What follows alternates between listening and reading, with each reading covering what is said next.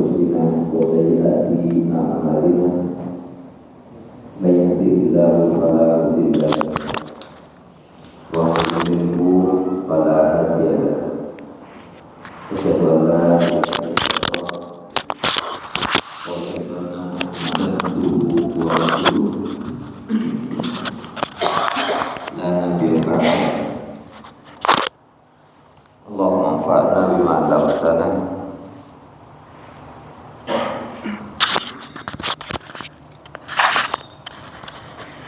اللهم انفعنا بما علمتنا وعلمنا ما ينفعنا وزدنا علما اللهم إنا نعوذ بك من قلب لا يخشى ومن نفس لا تشبع ومن علم لا ينفع ومن دعوة لا يستجاب لها وكرما ya rabbal alamin.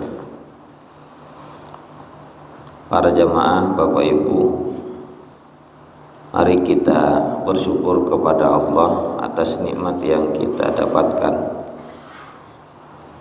dan bersolawat untuk Rasulullah sallallahu alaihi wasallam. Ini merupakan pertemuan yang kedua dari kitab yang pernah kita bahas pada pertemuan sebelumnya 2 pekan yang lalu. Kita membahas kitab yang berjudul Hasyiah Ibni Abi Jamrah lil Bukhari, atau berisi tentang Mukhtasar Sahih Al-Bukhari, ringkasan hadis-hadis Sahih Al-Bukhari. Tidak banyak hadisnya Bapak Ibu,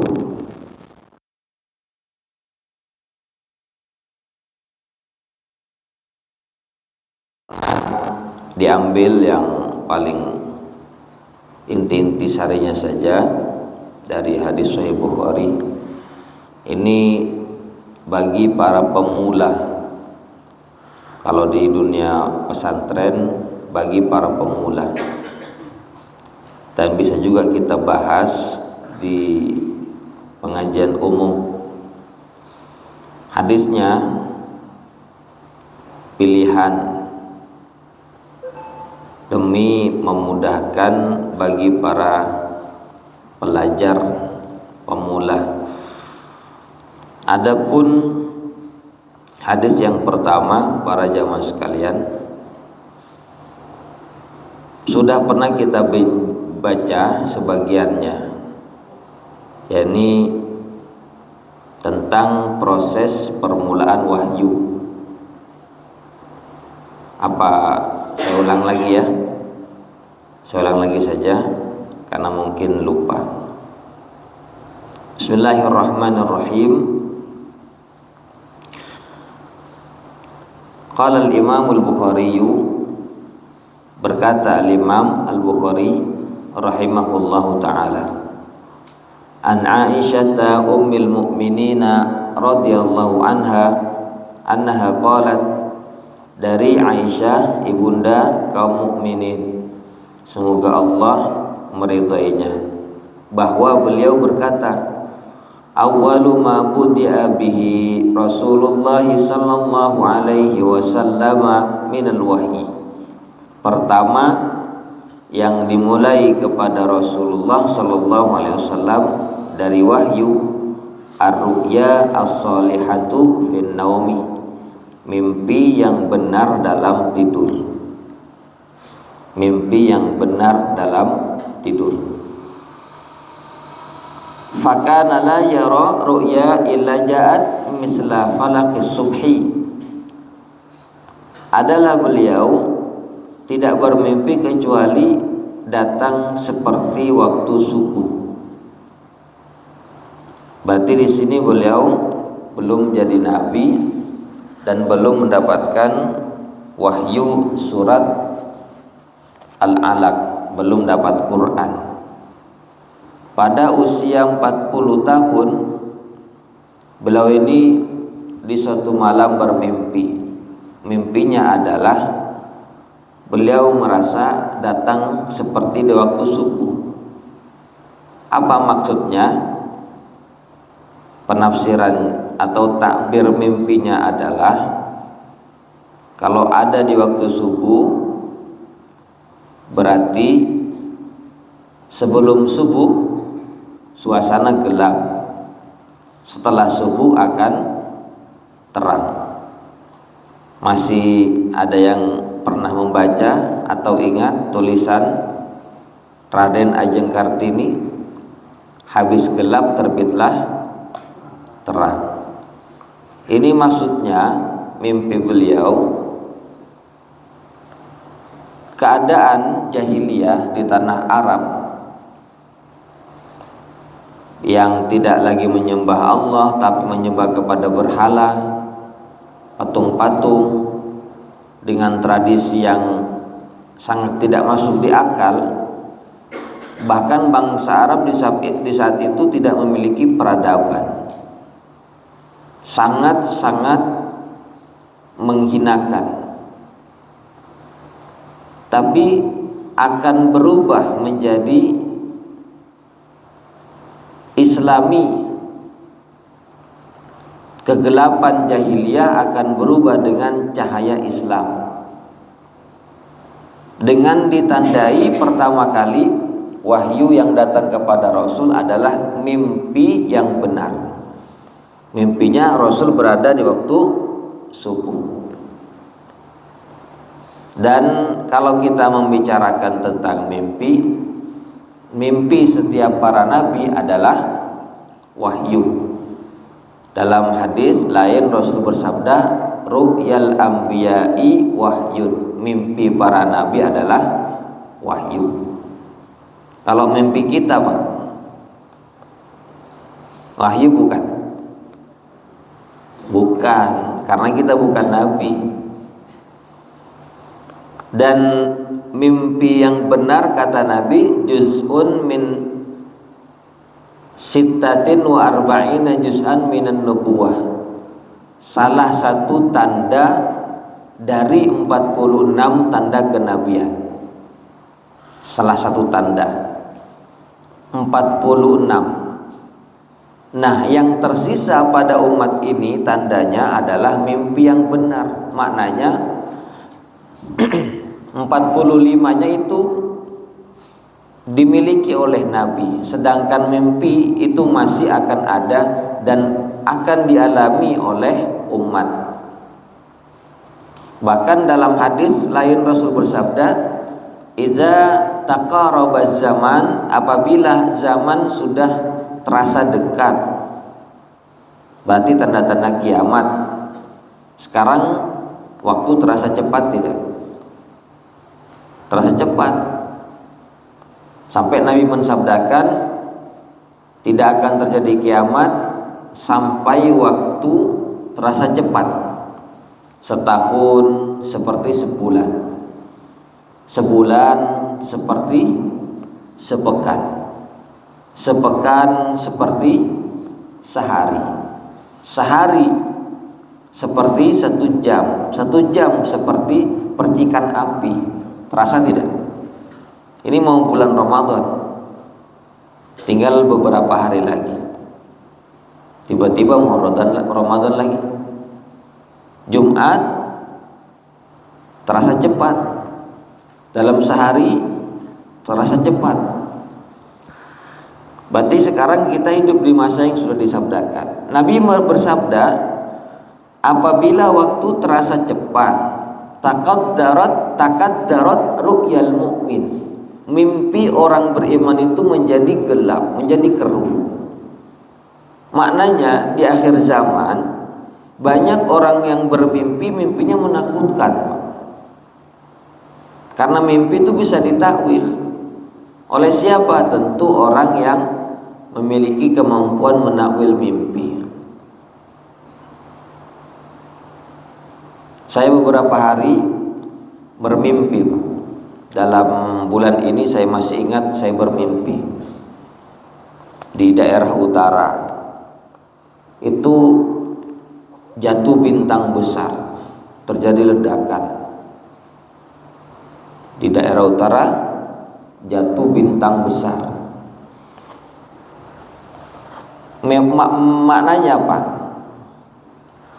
Kalau dijelaskan dalam kitab Tafsirul Ahlam karangan Imam Ibnu Sirin, Imam Muttabi'in, bermimpi bintang jatuh di suatu negeri, maka di negeri tersebut akan terjadi banyak kematian. Tapi bukan di sini Pak, di utara sana. Entah mungkin negara utara, bagian utara Indonesia apa itu? Ya, Bang Botang Beninaker, bagian utara. Dulu saya juga bermimpi pada tahun 2019, di awal, di bulan pertengahan tahunnya, saya lupa bulannya, 2019. Saya masih ingat mimpinya, karena mimpi yang bisa ditakwil itu selalu diingat, tidak mudah dilupakan. Mimpinya terjadi badai. Perasaan saya terjadi badai di bagian utara, agak ke timur, geser ke sana. Badai. Nah, badai itu semakin besar dan semakin mendekat. Terus perasaan saya ada di tanah lapang yang luas, maka saya berlari. Nah, ketika semakin dekat tidak lagi mampu untuk lari karena tidak ada tempat persembunyian, terpaksa saya menunduk. Nah, badai itu menyelimuti. Ternyata setelah menyelimuti, berhenti badai itu, tidak bergerak. Bentuknya bukan angin, bukan hujan, tapi ternyata seperti bintik-bintik banyak, dan bintik itu berbulu, warnanya biru Pak. Itu 2019-nya. Saya bangun, saya cek dalam kitab, ternyata di situ dikatakan al-asif yadullu ala ta'un. Bermimpi badai menunjukkan akan terjadi ta'un, tapi tidak seberapa menakutkan karena tidak menyangka kan. Masuk 2019 bulan Desembernya, mimpi lagi. Perasaan dalam rumah saya waktu itu ada di dalam rumah, dan terjadi yang namanya hujan, bukan hujan, bintang jatuh, bintang besar jatuh dari langit bagian selatan sana. Terjadi ledakan yang dahsyat, cahayanya masuk dalam kamar. Itu 2019 bulan Desembernya. Itu yang menakutkan. Saya cek di kitab, ternyata kalau terjadi bintang jatuh, bintang besar jatuh ke suatu negeri, akan banyak kematian di negeri itu. Akhirnya saya simpulkan akan ada yang namanya wabah penyakit, dan itu akan masuk ke negeri kita bermula dari utara. Dalam mimpi itu saya tidak tersentuh, kemungkinan saya selamat begitu. Nah, ternyata tahun 2020-nya terjadi yang namanya corona. Nah, bulan ini saya bermimpi lagi, saya lupa beberapa hari yang dalam 2 pekan ini saya bermimpi terjadi yang namanya bintang jatuh di bagian utara. Entah apa tafsirnya, tapi kalau merujuk kepada kitab Tafsirul Ahlam, akan ada yang namanya virus, akan ada namanya wabah ta'un, penyakit ta'un. Walaupun ada kabar di negeri Cina katanya ada yang namanya virus mirip corona. Tapi kalau umpama ditafsirkan mimpi itu dengan ta'un, berarti tafsirnya adalah itu hanya akan terjadi virus di negeri sana, tidak akan masuk ke sini, melihat dalam mimpi. Wallahu a'lam bishawab. Jadi mimpi itu bisa ditafsirkan. Makanya Nabi SAW menyebut dalam hadis yang lain, mimpi itu ada 3 macam. Yang pertama, kata Nabi, busyra minallah, kabar gembira dari Allah. Seseorang bermimpi dia akan mendapatkan sesuatu, maka dia bermimpi. Dan tidak semua orang dalam mimpinya bisa ditafsir. Tapi biasanya kalau orang bermimpi yang bisa ditafsir, mimpinya itu akan selalu diingat. Kikola termasuk selaka mimpi masalah apa? Ada mimpi yang bisa ditafsir, kadang mengalami mimpi yang tidak bisa ditafsir. Walaupun sudah terjadi bertahun-tahun yang lalu, saya masih ingat mimpi itu. Tapi tidak semuanya bisa ditafsir. Datang mimpi dari setan juga ada. Busyra minallah, kabar gembira dari Allah, sesuatu yang akan terjadi. Terus yang kedua kata Nabi, mimpi yang akan menimpa, mimpi akan mengabari tentang seseorang. Mimpi yang mengabari tentang seseorang. Jadi apa yang sedang dialaminya, apa yang terjadi pada dirinya, itu mimpi terjadi. Misalkan ya, ada seorang ulama bernama Imam Hasan Al-Basri. Pernah dengar? Ini Imam Muttabi'in. Beliau bermimpi, mimpinya bertelanjang. Dan akhirnya bercerita kepada Imam Muhammad bin Sirin, penulis kitab Tafsirul Ahlam, ulama yang paling ahli lah di zamannya di bidang tafsir mimpi. Cerita, wahai Imam, saya bermimpi. Apa mimpimu? Mimpinya saya bertelanjang bulat. Kata Imam Muhammad bin Sirin, engkau ini adalah orang yang bersih dari dosa. Karena orang yang bermimpi telanjang bulat dan itu dilihat dari kenyataan, engkau ini seorang ahli ibadah, seorang ulama besar. Nah, terdengarlah mimpi ini oleh orang, dan orang itu ingin mengetes kemampuan tafsir mimpi Muhammad bin Sirin. Datang menjumpai, wah Imam, saya bermimpi bertelanjang.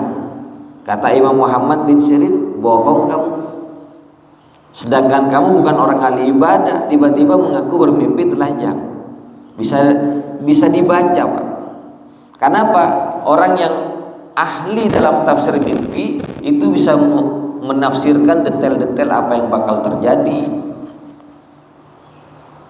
Nah, di zaman sahabat yang paling ahli dalam tafsir mimpi siapa? Namanya sahabat Abu Bakar As-Siddiq. Dikatakan beliau ini paling ahli. Suatu ketika Aisyah radhiyallahu anha bermimpi bulan masuk ke dalam rumah Aisyah. Satu. Terus ada bulan yang kedua masuk lagi ke rumah Aisyah. Masuk lagi yang ketiga. Maka diceritakan kepada bapaknya, wahai bapak, semalam saya bermimpi. Apa mimpinya? Nah, ada bulan masuk ke dalam rumah. 1, 2, 3. Langsung ditafsir, rumahmu itu kelak akan menjadi kubur manusia terbaik. Ternyata betul, setelah Rasul wafat di pangkuan Aisyah, maka Rasul dikubur di mana Rasul meninggal. Sesuai dengan sabda Nabi, al-anbiya'u dufinu haitsu matu. Para nabi dikubur di mana dia meninggal. Jadi di mana meninggal, di situ Nabi dikuburkan.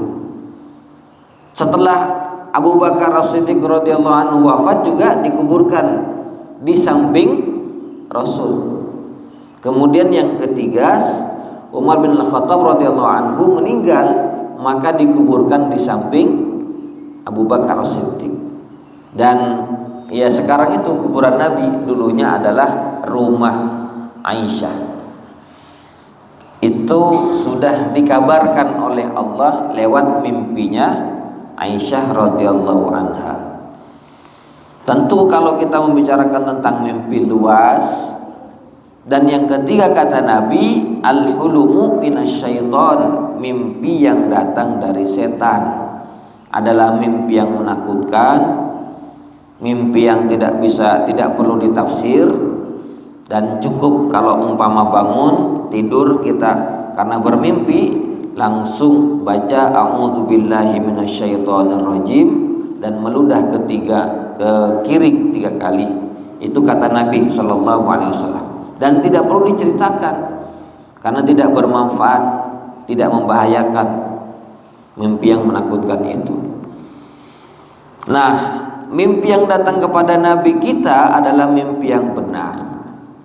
Summa hubbiba ilaihil khala, kemudian dibikin cinta kepada beliau untuk menyendiri setelah bermimpi.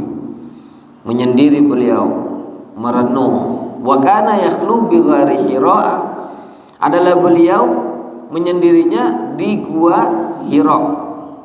Fayatahannasu fihi, lalu beliau bertahanus di situ. Wa huwa ta'abudul layaliya zawatil adadi. Tahanus artinya ibadah di malam hari dalam beberapa masa, qabla an yanzi'a ila ahlihi wa yatazawwada lidzalik, sebelum beliau pulang ke rumah istrinya dan mengambil bekal. Jadi Rasulullah sallallahu alaihi wasallam meninggalkan rumah membawa bekal, lalu pergi menuju Gua Hira, bertahanus di situ. Tahanus itu bukan orang atapa, Pak. Tidak seperti orang yang mengatakan Rasul itu bertapa, bersemedi dan mencari wangsit. Bukan. Rasul itu tidak bertapa, tidak mengambil wangsit, karena Rasul tidak mencari kesaktian dan tidak ada yang namanya gerakan dan ritual tertentu. Tapi Rasul cuma merenung, mentafakuri siapa sih sang pencipta, siapa sebenarnya. Kenapa? Karena Rasulullah melihat kondisi di tanah Arab, di Mekah itu sudah betul-betul tidak masuk di akal. Orang-orang menyembah batu, menyembah berhala, keyakinan orang-orang Arab sudah tidak masuk di akal. Ini yang membuat Rasul bersedih. Maka menyendiri Rasul mencari tahu siapa sih sang pencipta. Di malam hari merenung, terus itu yang dikerjakan. Kalau habis bekalnya, dalam beberapa hari pulang ke rumah, mengambil lagi, berangkat lagi, sampai 6 bulan lamanya Rasul sallallahu alaihi wasallam bertahanus. Summa yarji'u ila Khadijata fayatazawwada limisliha. Kemudian Rasul pulang ke rumah Khadijah dan mengambil bekal yang semisal. Hatta ja'ahul haqqu wa huwa fi ghari Hira, sampai akhirnya datang kebenaran ketika beliau masih ada di Gua Hira.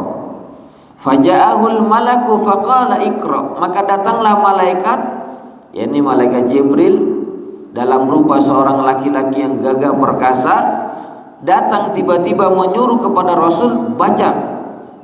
Faqala ma ana biqari. Menjawab Rasul, aku tidak bisa membaca. Dengan keadaan masih takut, kaget, Rasul menjawab, aku tidak bisa membaca. Qala fa akhadani faghattani hatta balagha minal judah. Maka kata Rasulullah, malaikat tadi memegangku, memelukku sampai pelukan itu keras, aku menjadi lemas. Summa arsalani, lalu melepaskanku. Faqala, berkata lagi, ikra, baca. Faqultu, aku jawab, ma ana biqari, aku tidak bisa membaca. Fakhadani faghattani saniyata hatta balagha minil juhda.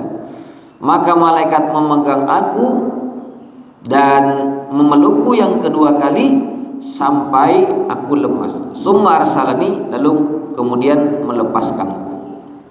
Faqala, maka berkata lagi, ikra, baca. Faqultu ma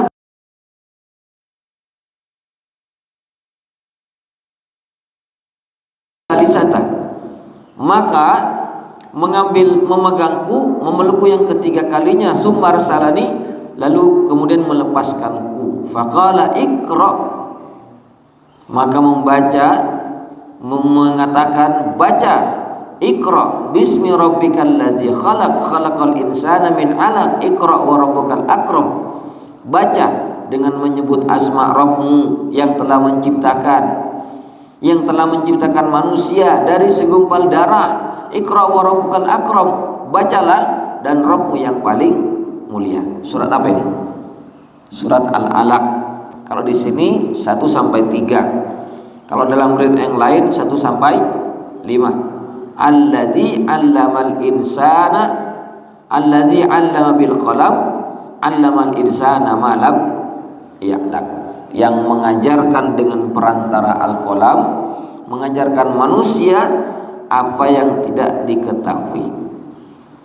Nah, setelah mendapatkan wahyu ini, Rasul faraja ila biha Rasulullah sallallahu alaihi wasallam yarjifu fuaduhu. Beliau pergi kembali pulang dengan hatinya yang bergetar ketakutan. Fadakhala ala Khadijah binti Khuwailid. Beliau masuk menjumpai istrinya Khadijah binti Khuwailid. Faqala zammiluni zammiluni. Beliau berkata, selimuti aku, selimuti aku. Fazamaluhu, maka orang-orang menyelimuti. Mereka menyelimuti hatta zahaba anhu ar-raw', sampai akhirnya hilanglah rasa takutnya. Faqala li Khadijah wa akhbaraha al-khabar. Maka beliau berkata kepada Khadijah dan menceritakan pengalaman. Laqad khasyitu ala nafsi, saya khawatir, saya takut terhadap diriku sendiri. Faqalat lahu Khadijah, maka Khadijah berkata, kalla tidak, wallahi ma yakhzikallahu abadan, demi Allah, Allah tidak akan menghinakanmu selamanya, suamiku. Berarti di sini menunjukkan Khadijah sudah kenal Allah sebelum Islam diturunkan kepada Nabi. Karena bersumpah, wallahi ma yukhzikallahu abadan, demi Allah, Allah tidak akan menghinakanmu selamanya.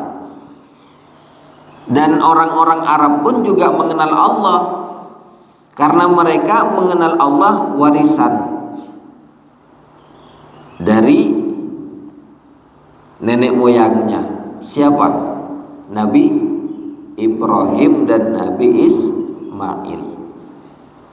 Hanya saja orang-orang Arab meskipun kenal kepada Allah, mereka tidak betul-betul menyembah Allah. Kenal, tahu yang menciptakan langit bumi Allah. Kalau ditanya, walain sa'altahum man khalaqas samawati wal ard la yaqulunna Allah. Kalau engkau bertanya kepada mereka siapa yang menciptakan langit dan bumi, pasti mereka menjawab Allah. Cuman beribadahnya itu tidak kepada Allah. Meskipun ada di antara mereka mengatakan la na'buduhum illa liyuqarribuna ilallahi zulfa. Kami tidak menyembah kepada berhala dan patung kecuali sebagai sarana agar mereka mendekatkan kami kepada Allah sedekat-dekatnya. Jadi menurut sebagian orang musyrikin, mereka menyangka dengan menyembah kepada patung, kepada berhala, itu sarana agar mendekatkan diri kepada Allah. Padahal itu oleh Allah dibantah. Itu sebuah kesyirikan. Hakikatnya yang mereka sembah batu. Hakikatnya yang mereka sembah setan yang ada pada batu-batu itu. Jin yang ada dalam batu yang disembah. Nah, di antara yang terjadi kepada Rasul, di antara keajaiban ya, meskipun orang-orang Arab menyembah kepada berhala, Rasul sejak kecil tidak pernah menyembah berhala. Termasuk dijelaskan dalam sejarah, para ulama mengatakan Sayyidah Khadijah pun meskipun beliau menjadi orang yang sudah usianya dewasa, kaya, ternyata beliau dari kecil belum pernah menyembah berhala. Dari kecil belum pernah menyembah berhala. Karena tidak masuk di akal, Pak. Berhala, patung dibikin sendiri, disembah. Ya, sesuatu yang mereka bikin dengan tangannya diagungkan sedemikian rupa, tidak masuk di akal. Nah, kita juga begitu. Tidak perlu yang namanya mengagungkan benda mati, diagungkan sedemikian rupa. Kalau diagungkan mesti ada kekuatan, dan kekuatan itu mesti bantuan setan. Ya, ada yang mengagungkan benda mati yang dianggap bertuah, berkekuatan, ada yang punya di rumah keris misalkan, yang suka koleksi keris, benda-benda pusaka, dimuliakan tiap malam Jumat, son ada. Lalu katanya dikasih makan, makanannya dupa. Ini meskipun sudah patah nanti bisa tumbuh lagi. Patahannya itu nanti bisa tumbuh lagi jadi sempurna, jadi keris lagi. Kalau memang itu betul terjadi, bukan dari malaikat, bukan dari Allah, itu karena memang bantuan jin. Ya, kita tidak perlu mengagungkan, kecuali memang akidah kita sudah tidak benar-benar seperti yang diajarkan Rasul, maka gampang saja kita terjebak mengagungkan benda-benda yang dikeramatkan ini. Walhasil kita bukan lagi takut kepada Allah, tapi takut kepada benda mati.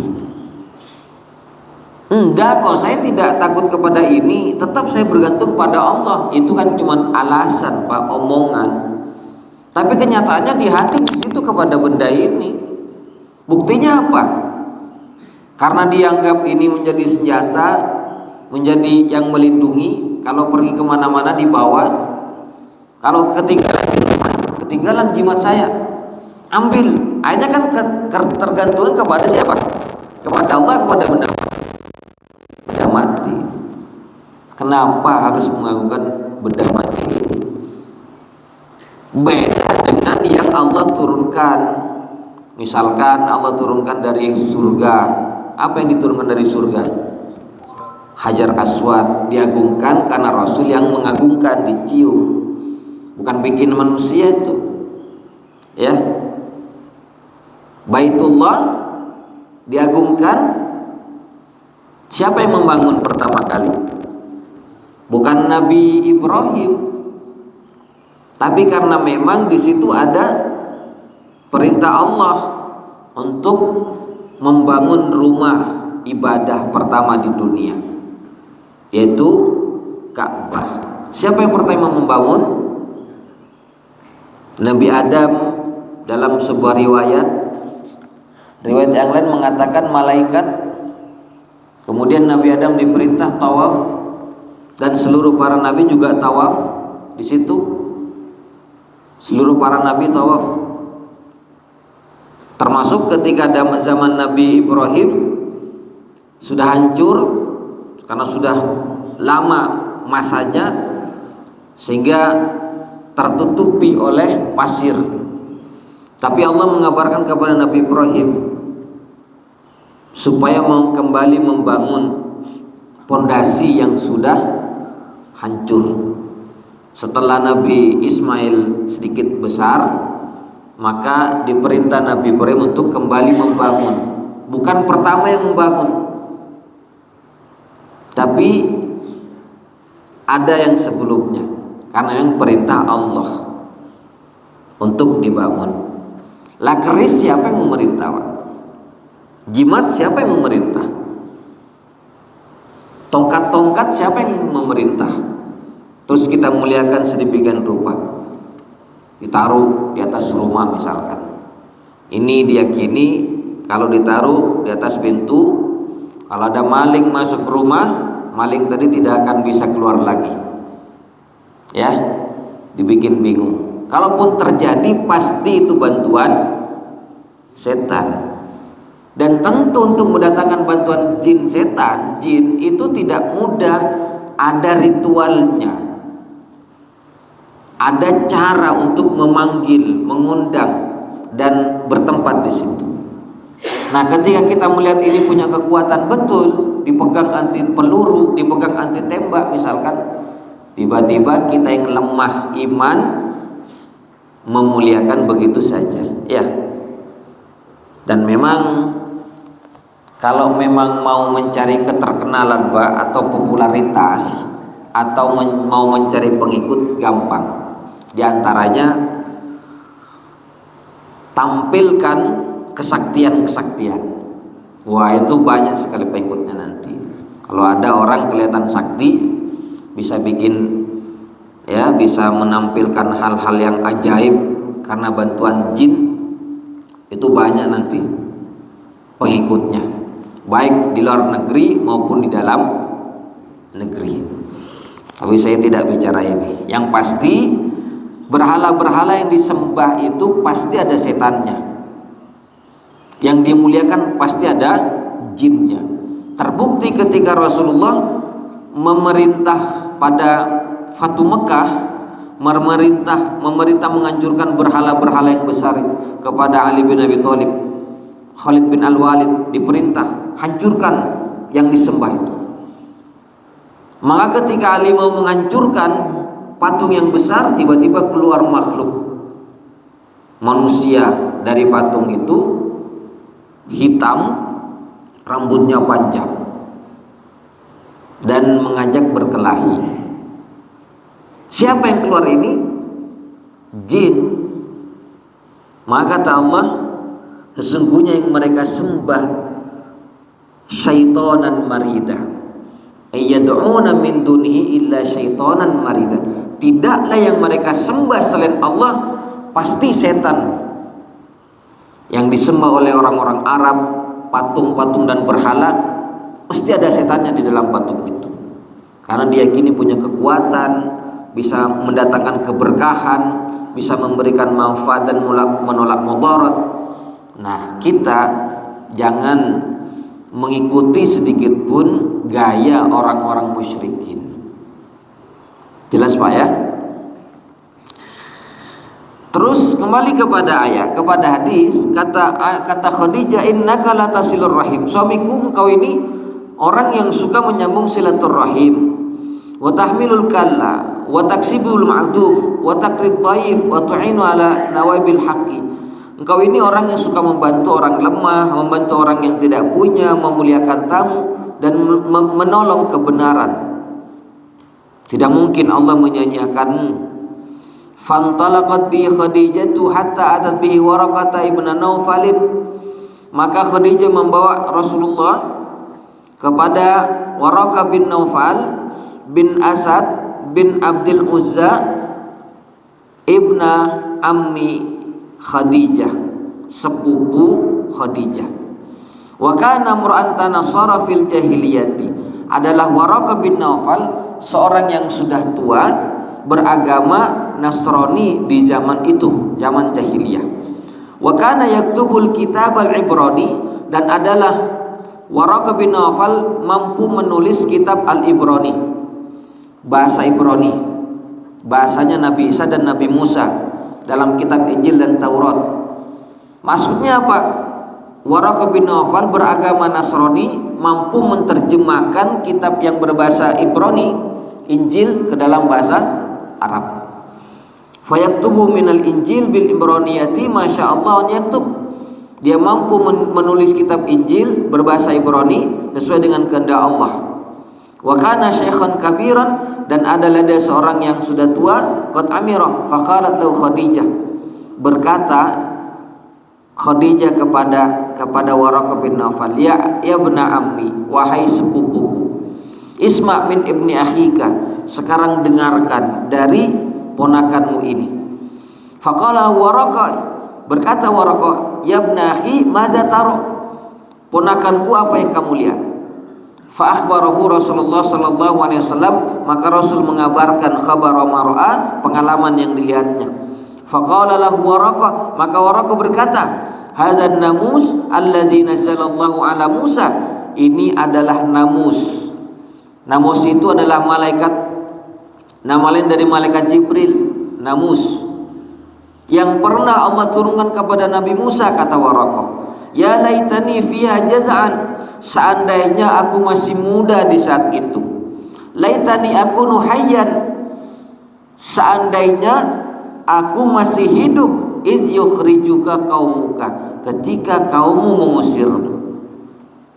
Faqala Rasulullah sallallahu alaihi wasallam, maka Rasul bersabda, bertanya, awa mukhrijiyahum, apakah mereka akan mengusirku wahai paman? Qala na'am, iya. Lam ya'ti rajulun qattu bimisli ma ji'ta bihi illa udiyah, tidaklah ada orang yang membawa seperti apa yang kamu bawa mesti dimusuhi. Jadi kalau kita memperjuangkan Islam yang benar mesti dimusuhi. Oleh siapa? Oleh orang yang tidak suka dengan Islam. Ini sudah karakter kebenaran, mesti tidak disukai oleh orang yang membela kebatilan. Ya. Wa in yudrikni yaumuka ansurka nasran mu'azzarah. Dan jika mendapatiku hari-harimu ketika memperjuangkan Islam, pasti aku menolongmu dengan pertolongan yang sangat berarti. Summa lam yanshab Waraqah antufiya wa fataral wahyu. Tidak lama kemudian Waraqah menjadi wafat dan wahyu tidak turun dalam waktu yang lama. Jadi setelah turun ayat surat Al-Alaq, tidak turun kepada Rasul wahyu, lama, sampai dijelaskan di sini Rasul kebingungan, ya, karena tidak ada lagi wahyu, dan malaikat yang dilihatnya adalah malaikat Jibril. Pertama kali belum kenal, Pak, belum akrab. Qala Ibnu Syihab, berkata Ibnu Syihab, wa akhbarani Abu Salamah Ibnu Abdurrahman, telah mengabarkan kepadaku Abu Salamah Ibnu Abdurrahman, anna Jabir Ibnu Abdullah Al-Ansari, bahwa Jabir bin Abdullah Al-Ansari qala, berkata, wa huwa yuhaddisu an fatratil wahyi, di mana beliau menceritakan tentang wahyu yang tidak turun, lama tidak turun. Faqala fi hadisihi, maka Rasul bersabda, kata Jabir bin Abdullah dalam hadisnya, Rasul cerita lagi, baina ana amshi, ketika aku sedang jalan-jalan, idza sami'tu sautan minas samai, tiba-tiba aku mendengar suara dari langit. Ceritanya Rasulullah jalan-jalan di bukit. Kenapa? Rasul bingung, Pak. Sampai dijelaskan dalam riwayat yang lain, saking bingungnya sampai-sampai Rasul ingin melompat saja dari gunung, sampai seperti itu, Pak. Ya, kenapa? Karena lama. Ada yang mengatakan 3 bulan tidak ada lagi petunjuk, sampai ada yang mengatakan sampai 3 tahun. Bingung kan? Yang sebelumnya disampaikan Iqra bismi rabbikal ladzi khalaq, Rasul langsung hafal, langsung paham, tiba-tiba tidak ada lagi. Maka bingung Rasul, jalan-jalan. Ketika sedang jalan, tiba-tiba mendengar suara dari langit. Farafa'tu basari, aku mengangkat penglihatanku, melihat ke atas. Faidal malakul ladzi ja'ani bihira'a jalisun ala kursi bainas sama'i wal ardi. Ternyata adalah malaikat yang pernah datang kepadaku di gua Hira. Jalisun ala kursi, duduk di atas kursi, bainas sama'i wal ardi, antara langit dan bumi. Ya, kalau Rasul bercerita kan sudah kenal akrab dengan Jibril. Tapi pengalamannya yang diceritakan, Rasul belum pernah kenal dengan Jibril. Tiba-tiba ada makhluk yang besar duduk di atas kursi di antara langit dan bumi, berarti besar, suaranya dari langit. Kalau kita semacam itu melihat, kira-kira gimana Pak? Mesti lari kan? Begitu juga Rasul, fara'ibtu minhu, aku menjadi takut darinya. Farajatu, aku kembali pulang. Fakultu zammiluni zammiluni, selimuti aku, kata Rasul, selimuti aku, ketakutan. Nah, ketika sedang berselimut Rasulullah, fa'anzalallahu azza wa jalla, Allah turunkan ayat, ya ayyuhal muddassir qum fa'anzir wa rabbaka fakabbir wa rabbaka wa siyabaka fatahhir wa rujza fahjur. Hai orang yang berselimut, bangkitlah, bangunlah dan beri peringatan. Tuhanmu agungkan, pakaianmu sucikan, dosa tinggalkan. Surat Al-Muddassir. Nah, di sini para jemaah sekalian, surat Al-Muddassir dan surat Al-A'la, Al-Alaq, surat Al-Alaq. Kalau surat Al-Alaq itu untuk mengangkat Rasulullah menjadi nabi. Nabi itu artinya seorang laki-laki yang dikasih kabar tentang siapa Allah, siapa dirinya, tapi belum diperintah menyampaikan kepada umatnya. Kalau Rasul, seorang yang dikasih kabar sekaligus diperintah menyampaikan kepada umatnya. Baru setelah Rasul, setelah lama, Allah turunkan surat Al-Muddassir, kum fa'anzir, bangun dan beri peringatan. Berarti diperintah menyampaikan kepada umatnya. Nah, disitulah Rasul menjadi kuat dan akhirnya memulai wahyu, memulai dakwah. Pertama yang didakwahi adalah istrinya, siapa? Khadijah radhiyallahu anha, orang yang sudah pasti sejak awal membenarkan apa yang didapatkan dan disampaikan oleh Rasul Shallallahu Alaihi Wasallam dan terus menyampaikan. Nah, ini adalah proses permulaan wahyu kepada Rasulullah Shallallahu Alaihi Wasallam. Baik, hadisnya sudah selesai. Mungkin ada yang mau ditanyakan, silakan.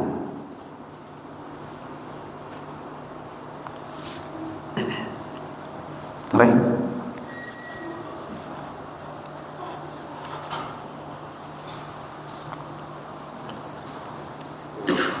Sebung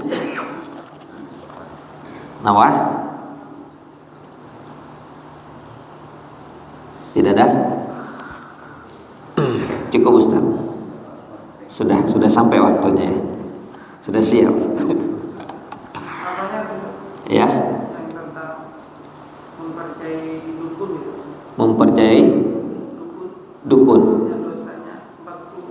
Oh iya,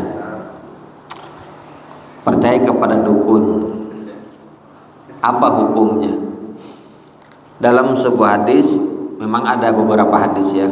Di antaranya Rasul bersabda, man ata kahinan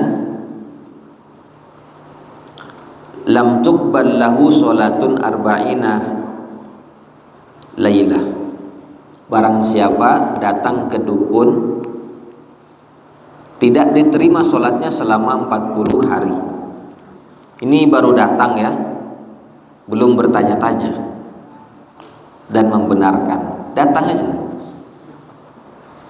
ya, datang.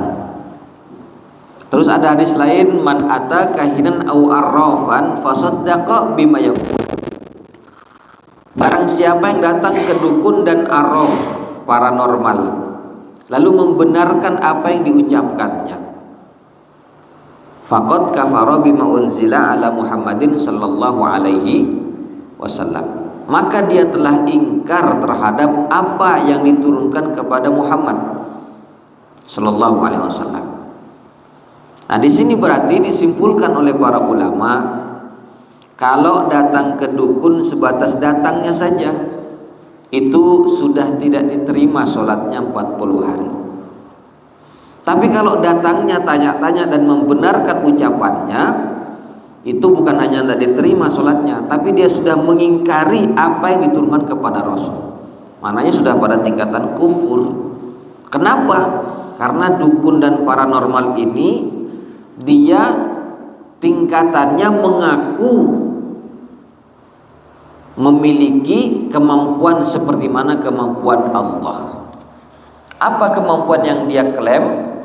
Mengetahui perkara gaib yang dulu maupun yang akan datang. Padahal wilayah ini adalah miliknya Allah, tidak boleh makhluk mengaku-ngaku itu. Jelas.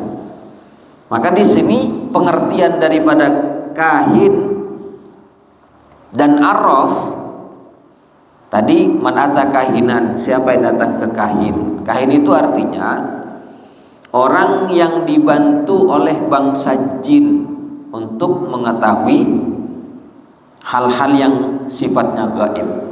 Berarti dukun ya, dibantu. Biasanya kan banyak ritual-ritualnya, semakin banyak tulangnya semakin sakti katanya. Ya, kan banyak tulang-tulang yang disimpan, kalungnya, gelangnya, kalau perlu selok-selok nawa.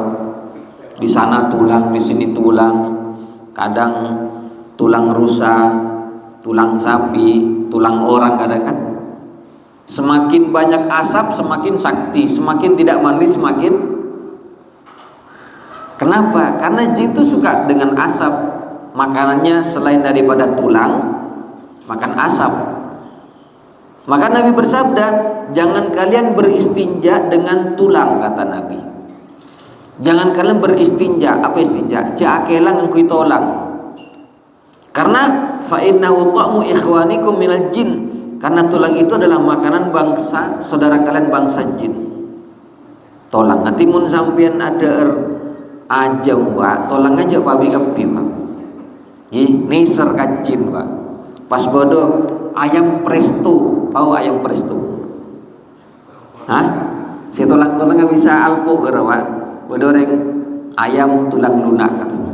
Jangan sejin, cecerek, saragelu, kota beri. Ya, itu makanan saudara kita bangsa jin. Makanya para dukun tuh semakin banyak tulangnya, semakin sakti katanya. Nah, yang dibantu oleh bangsa jin untuk menyampaikan perkara-perkara yang gaib yang akan terjadi maupun yang sudah terjadi, itu disebut dengan kahin. Sedangkan arraf itu paranormal, dia biasanya menggunakan ritual, menggunakan rumus-rumus, ilmu-ilmu, rumus yang mungkin rumus tangan, rumus perbintangan, rumus-rumus primbon dan horoskop. Ya.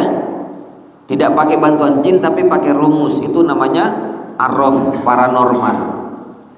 Dan Imam Asy-Syafi'i sebelum beliau mempelajari Islam, beliau pernah mempelajari, pergi ke Yaman mempelajari 3, memanah, terus mempelajari ilmu matematika dan mempelajari ilmu perbintangan.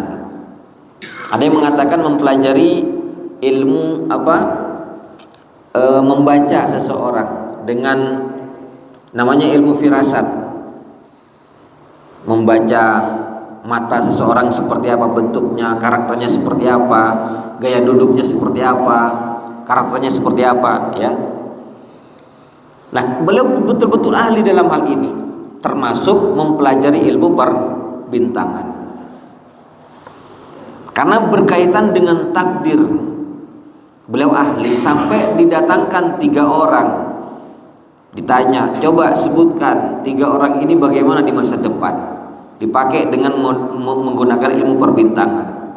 Kata Imam Syafi'i, yang satunya ini akan mati ditangkap penguasa, yang satunya ini begini, yang satunya ini begini. Betul Pak, ahli Imam Syafi'i.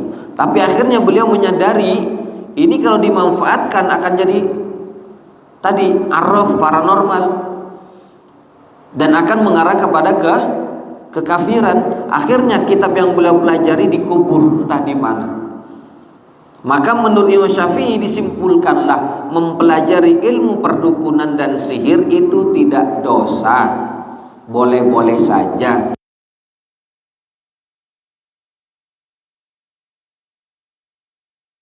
Mengamalkannya. Menurut ulama lain mempelajarinya saja sudah dosa, apalagi mempraktekkan. Jelas? Jadi mumpian perak teroni mempelajari menurut Imam Syafi'i sah. Yang dosa itu adalah mempraktekkan ilmu paranormal. Jelas Gi? Maka kita tidak perlu misalkan punya hajat, punya apa, misalkan datang ke dukun, tanya-tanya ini gimana, wah ini lanjutkan, bagus, nanti rizkimu di sini. Tahu dari mana dia? Kalau memang dia tahu masa depan, tahu tentang takdir yang baik-baik, kenapa harus jadi dukun? Ya, kenapa tidak dirinya yang ditebak, yang diramal? Untuk jadi orang kaya tinggal cari di mana harta karun misalkan, di mana rezeki akan turun. Kenapa dia jadi dukun? Orang malah yang diramal. Oleh karena itu kenapa paranormal dan dukun disebut orang pintar?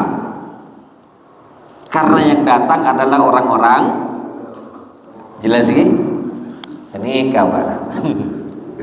Ustaz, tapi seperti kenyataannya Ustaz, seperti apa? Kalau sekarang punya hajatan, itu harus dipraktekkan, tidak hujan sungguh. Baik. Pawang namanya ya, pawang hujan ya. Oke. Saya masih ingat itu di Pamekasan mengadakan acara 17 Agustus tahun berapa saya lupa. Didatangkan 10 pawang hujan dari Sumeneb. Acaranya besar. Ternyata deras juga hujannya. Kenapa? Yang mengatur hujan itu adalah Allah. Maka Allah berfirman tentang apa? Mafatihul ghaibi, kunci-kunci gaib. Wa ma tadri nafsun, dan tidak ada yang tahu satu jiwa pun mada taksibu ghadan, apa yang akan dikerjakan besok hari.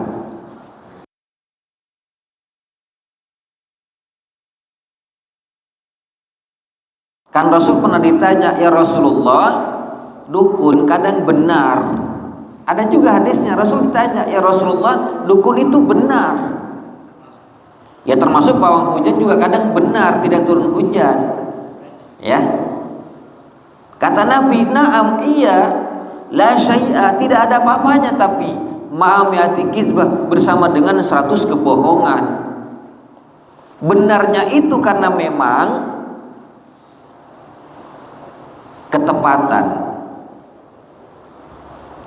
dan bohongnya itu karena memang tidak tepat.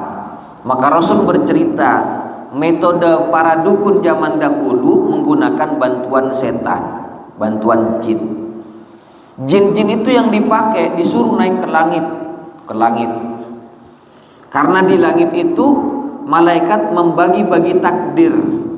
Kan dalam hadis Rasul, innal malaikata tanzilu fil anan fatadhkurul amro. Malaikat itu turun di awan, di langit, menyebutkan urusan-urusan, membagi takdir harian. Kapan? Di waktu subuh. Membagi rezeki, pembagiannya sudah di waktu subuh. Seharian yang akan terjadi apa, itu dibagi-bagi di waktu subuh. Maka datanglah setan-setan ke langit. Untuk apa? Istaraqos sam'a, mencuri-curi informasi langit. Itu dijelaskan dalam surat Al-Jin. Bangsa jin yang masuk Islam kepada Rasul bercerita, dan Allah angkat dalam surat Al-Jin. Kata bangsa jin, wa anna kunna naq'udu minha maq'ida lis-sam'i faman yastamil ana yajid lahu shihaban rasada. Kata bangsa jin, dulu kami naik ke langit, duduk di balik bintang untuk mencuri informasi langit. Maka barang siapa yang sekarang naik ke sana lagi ke langit, pasti ada malaikat yang mengintai, melempar dengan batu-batu yang bintang. Ya. Makanya ketika naik setan bersembunyi di balik bintang, mencuri-curi informasi langit, malaikat bagi-bagi takdir harian termasuk takdir seorang. Ada malaikat yang mengintai, dilemparlah oleh malaikat dengan bintang. Ada setan yang terlempar, kena lemparan itu jatuh ke bumi, tidak mendapat informasi, terpaksa ngarang cerita. Ada yang mampu mendapatkan berita, dia menyampaikan fayuhuna ilal kuhan, membisik-bisiki ke dalam hati si kahin tadi. Kadang benar, tapi banyak juga yang meleset. Dan tentang malaikat melempar setan sering dibacakan dalam surat Al-Mulk itu. Walaqad zayyana as-samaa'a ad-dunya bimasabiha wa ja'alnaha rujuman lisyayatin. Dan sungguh kami telah hiasi langit dengan bintang-bintang, dan kami jadikan bintang-bintang itu juga pelempar setan. Jelas. Jadi betul kadang terjadi setan yang membantu, tapi kalau Allah tidak berkehendak tidak akan terjadi. Jelas. Umpamanya Mbak pawang hujan, kalau tetap akan turun hujan, turun kia. Ya bener sih tak turun hujan, Pak. Begitu ya. Karena jin itu bisa, tapi tidak satu jin, harus banyak jin, ribuan jin untuk membantu keinginan si dukun. Tentu dukun tidak membayar dengan harga yang kecil, harus ada ritual besar yang mungkin dengan kerbau dikorbankan, atau mungkin orang yang dikorbankan, begitu kan, makanya mahal. Tapi itu termasuk syirik. Jelas. Sorry, selain iya, Ar-Raf tadi ada. Ar-Raf yang terakhir. Ar-Raf ya. Jadi melanjutkan tadi, kalau dukun jelas dia fisiknya pakai tulang tadi kan. Iya. Tapi kalau Ar-Raf itu ilmunya, kalau perakiraan cuaca yang diperkirakan cuaca Iya.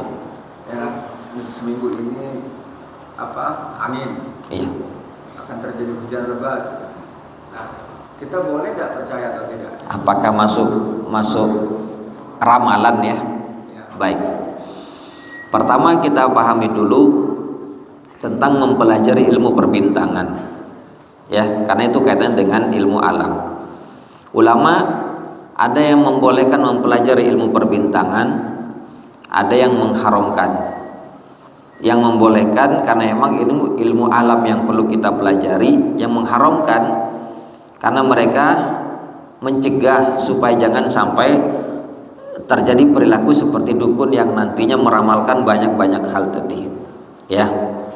Nah, kalau hanya sebatas perkiraan cuaca, bukan memastikan cuaca ya, perkiraan, itu sah-sah saja. Tapi kalau sampai sudah memastikan seperti dukun, beda lagi situasinya. Nah, dukun, kahin dan arraf itu memastikan. Sedangkan dalam ilmu alam itu namanya memperkirakan cuaca, perkiraan cuaca hari ini hujan. Begitu, karena melihat kepada kondisi alam. Dan yang saya tahu pernah berjumpa dengan orang pelaut. Pelaut itu kadang bisa membaca situasi ini mau datang musim hujan karena kondisi alam. Misalkan sesuai dengan firman Allah ya, ada ayatnya wa alamat wa bin najmi hum yahtadun, surat An-Nahl itu. Di antara fungsi bintang tadi selain penghias langit,